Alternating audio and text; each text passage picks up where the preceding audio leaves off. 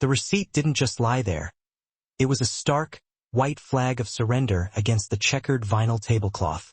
The relentless chorus of the busy diner, the metallic clatter of silverware, the hiss of the espresso machine, the pervasive, comforting aroma of stale coffee and frying bacon, seemed to amplify the silent indictment of the paper. There was a void where generosity should have been. Not a single digit, not a solitary cent. For Maris Alal-Hayes, standing amidst the midday rush with the endless hum of clinking plates and the rich smell of coffee hanging heavy in the air, that blank space was a suffocating weight, far heavier than the 15 hours she'd already poured into the grueling day. She forced herself to take a slow, measured breath, trying to steady the tremor starting deep in her core. Because this financial slight transcended the immediate loss of income. It was a brutal, physical reminder that life possessed a relentless cruelty for those already teetering on the edge of viability. Before we immerse ourselves deeper into Marisol's journey, a story about the enduring human spirit, if you hold faith in the quiet revolution of kindness, if you champion second chances, and if you recognize the profound, sustaining power of simply doing the right thing, please take a pause right now. Tap the like button on this video, leave a hopeful comment below, share this narrative with anyone needing a spark of light today, and ensure you subscribe to Kindness Corner. And tell us in the comments where you are watching from today. Marisol, at 27, was the anchor of a life perpetually threatened by high tide. She was a single mother, tirelessly struggling to maintain a fragile stability that felt permanently poised one single utility bill away from total ruin. Her arena was the classic roadside establishment just outside Cedar Ridge, a town that existed in that uncomfortable, hazy space between being utterly forgotten and barely overlooked by the rest of the world. Her mornings were governed by the darkness preceding dawn, meticulously preparing nutritious snacks and vibrant coloring books for her 4-year-old daughter, Ella, who was entrusted to the dependable care of a kind, elderly neighbor. While Ella learned shapes, Marisol dispensed endless cups of coffee to transient strangers who rarely bothered to glance at her name tag, let alone learn her name. The weight of perpetual exhaustion was woven into her very being, an invisible uniform tailored beneath her stained apron. This particular afternoon shift had been brutally long. The clamor of the lunch rush had dissolved into the dull apathy of the late afternoon slump. And then he arrived. It was the kind of entrance that didn't require an introduction or a theatrical flourish. Yet every patron, every employee, subtly shifted their awareness the moment the door swung closed behind him. He carried an aura of quiet, uncompromising authority, dressed impeccably in a tailored coat that clearly cost more than Marisol earned in a month. His manner was reserved, his speech polite but utterly concise. The name later printed on the digital credit card slip, Grant Hollowell, meant nothing to Marisol, though to certain echelons of global finance it was immediately recognizable.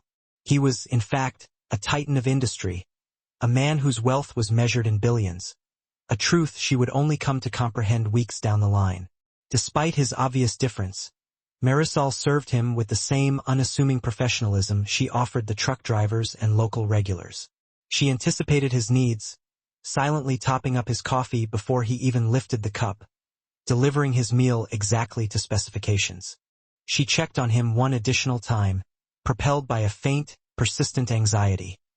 His distant, thoughtful gaze suggested a depth of preoccupation that made her briefly wonder if he needed help far beyond a menu item.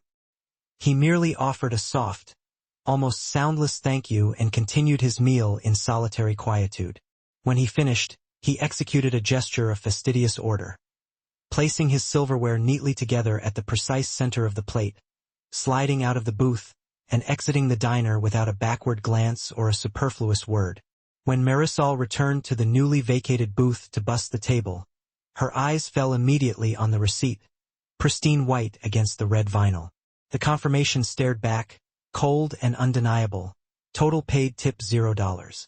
Her reaction wasn't a flare of bitter anger.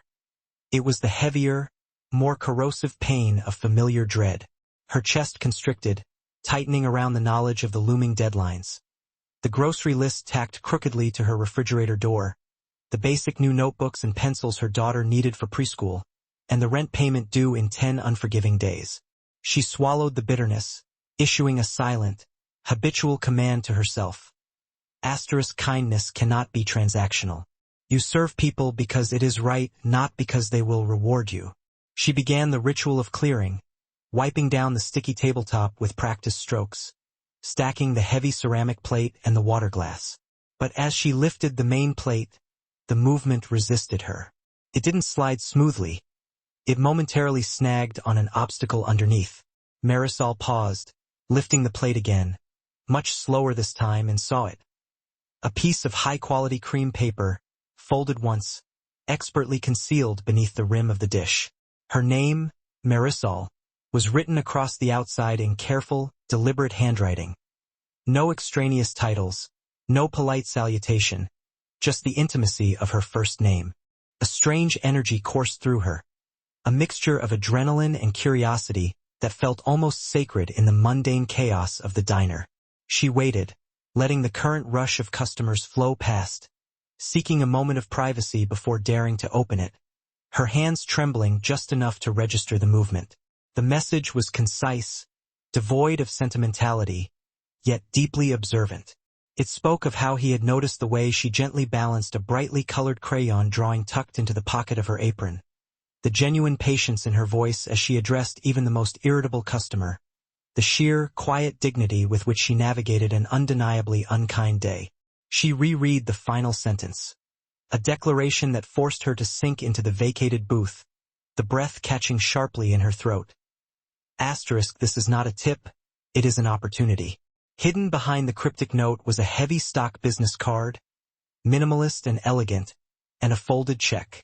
The numerical amount written out on the check caused her vision to swim and distort. It wasn't an obscene, life-changing sum designed to shock or impress. It was precisely what she needed. It was enough to eliminate the agonizing pressure of the overdue rent, to safely cover Ella's childcare expenses for the coming weeks, and even provide a small, precious buffer. It was enough, quite simply, to breathe without the suffocating weight of fear. The card, however, was the more profound gift. An invitation to call, printed without expectation, no obligations attached, no concrete promises made. Merely a door, infinitesimally cracked open, revealing a sliver of light. Marisol floated home that evening in a profound daze, navigating the familiar streets as if she were walking on air. She held Ella closer and longer than usual, listening to her daughter's lively chatter about the new shapes she'd mastered that day. An utterly unfamiliar sensation had begun to blossom deep in her chest, replacing the chronic dread. It was the heady, intoxicating sensation of possibility.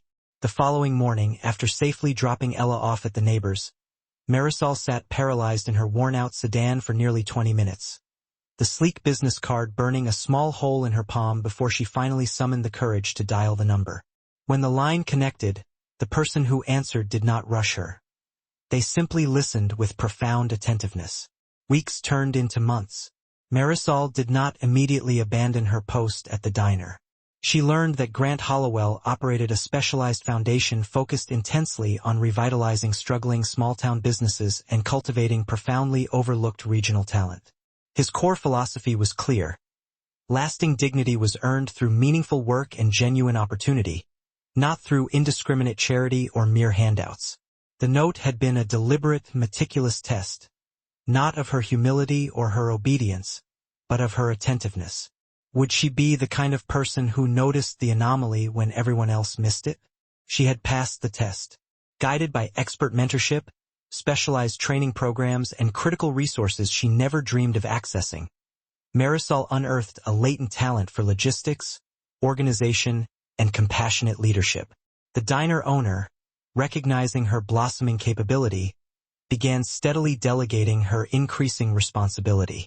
Eventually, leveraging the focus guidance and a strategically modest grant provided by Hollowell's foundation, Marisol spearheaded a complete modernization of the diner's infrastructure and operations.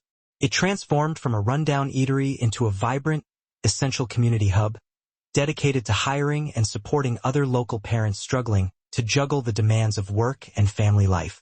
Years later, the transformation was complete.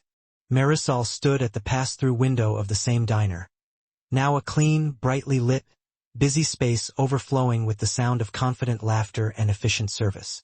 Ella sat safely at the counter finishing her homework, secure and self-assured.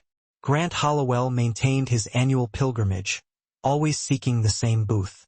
And always, his ritual remained unchanged. He consumed his meal, paid the exact total, and left behind 0 tip. Instead, under the edge of his cleared plate, lay a fresh, folded note. Every year, that small piece of paper served as a powerful reminder to Marisol. The world's profound transformations rarely announce themselves with fanfare. Sometimes, the most meaningful change happens quietly, hidden beneath a dirty plate, waiting patiently for someone capable of paying attention. If Marisol's story resonated with your heart, even in the smallest way, please take one final moment now to show your support. Like this video, share it immediately with someone who needs to be reminded that kindness prevails, and stay connected with our mission by subscribing to Kindness Corner. Your consistent support is vital. It ensures that stories of genuine hope and transformation can reach the people who need them most. Before we conclude, we have a simple yet powerful request. Please share just one word in the comments below that encapsulates how this story made you feel, and let us know your location. Your words hold more significance than you realize, because sometimes, what the world dismisses as nothing changes absolutely everything.